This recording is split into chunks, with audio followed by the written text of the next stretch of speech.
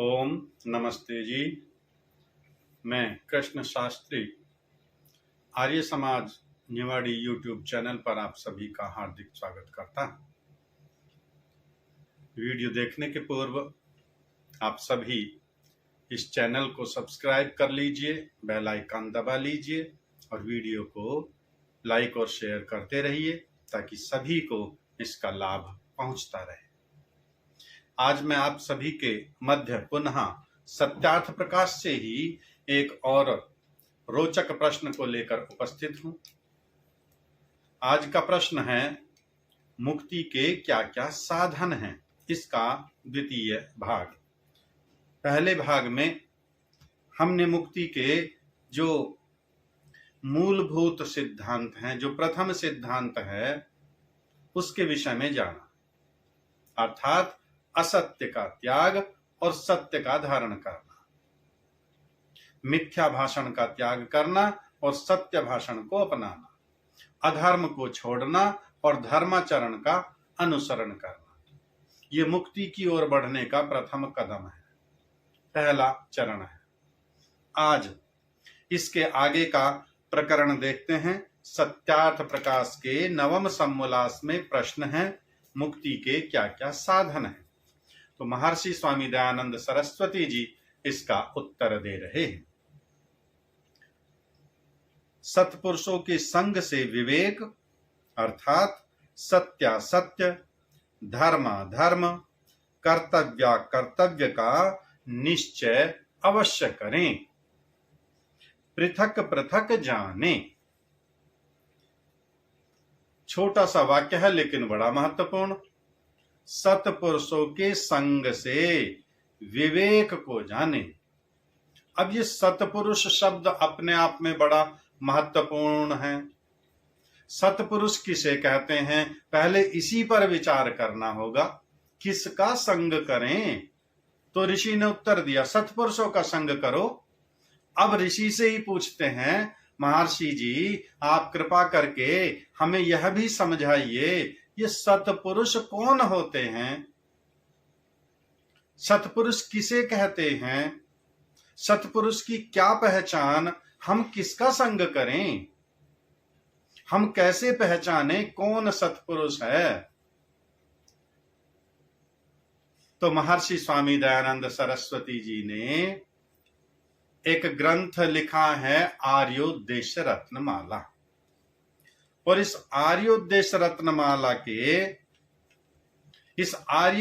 रत्नमाला में 100 सिद्धांत दिए ऋषि ने और बड़े महत्वपूर्ण हैं। आपने प्रायः ये पुस्तक पढ़ी ही होगी।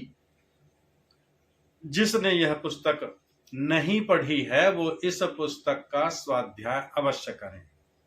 100 सिद्धांत जीवन में बड़े महत्वपूर्ण, एक एक सिद्धांत दैनिक जीवन में काम आने वाला है। तो वहां ऋषि ने उत्तर दिया कि सत्पुरुष किसे कहते हैं।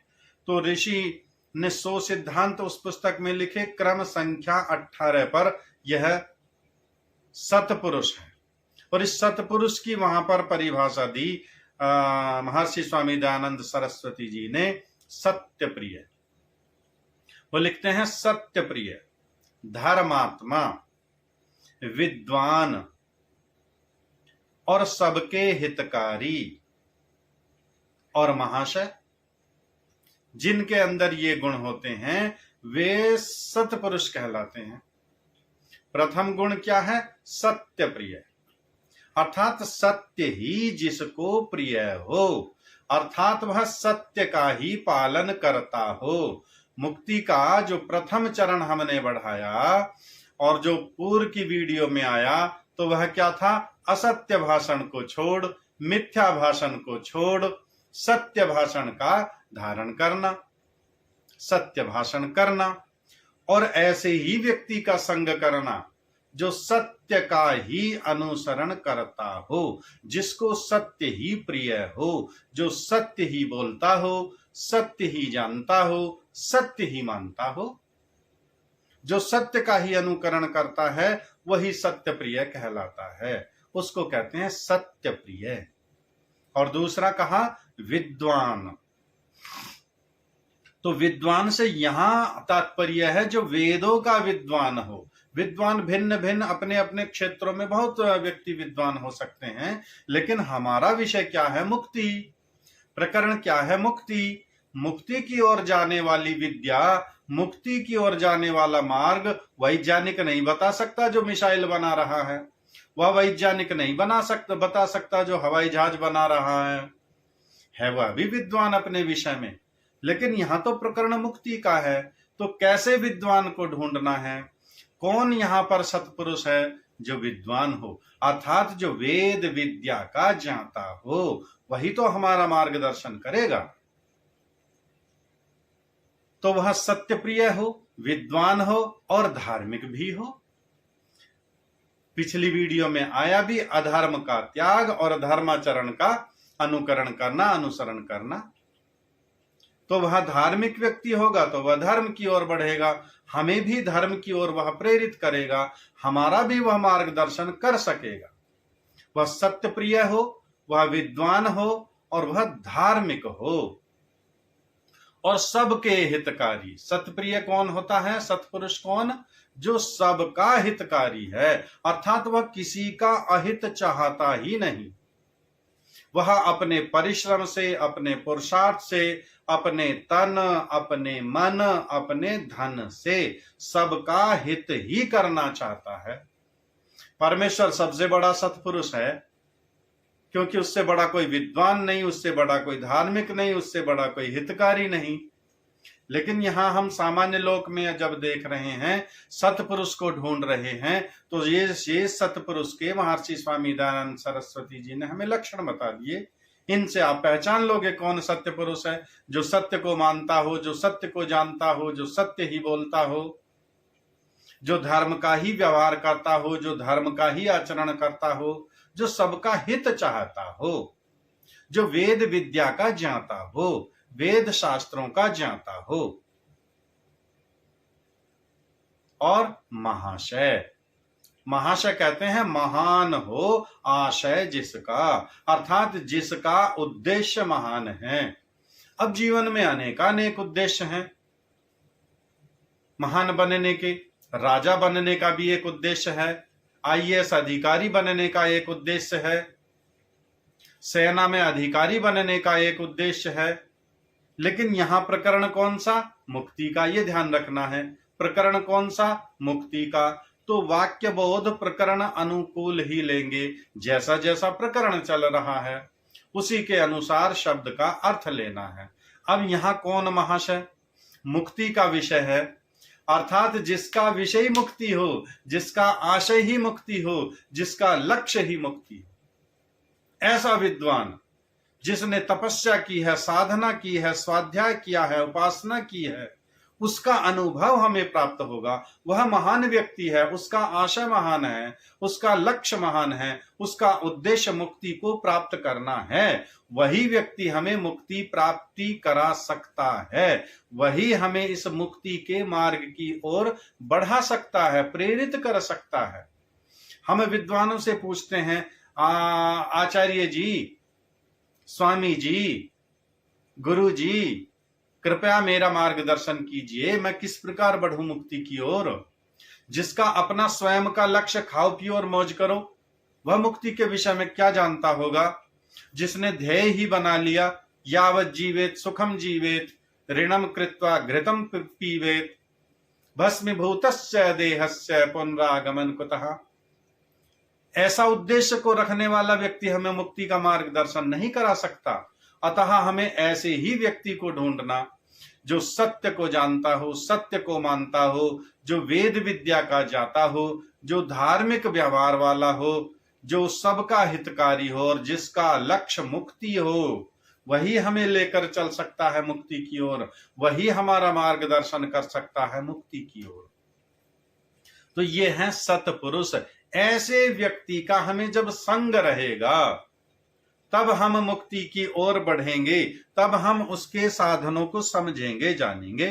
अब सत्पुरुषों के संग से विवेक, जब इन सत्पुरुषों का हम संग करेंगे तो उससे हमें प्राप्ति होगी विवेक की।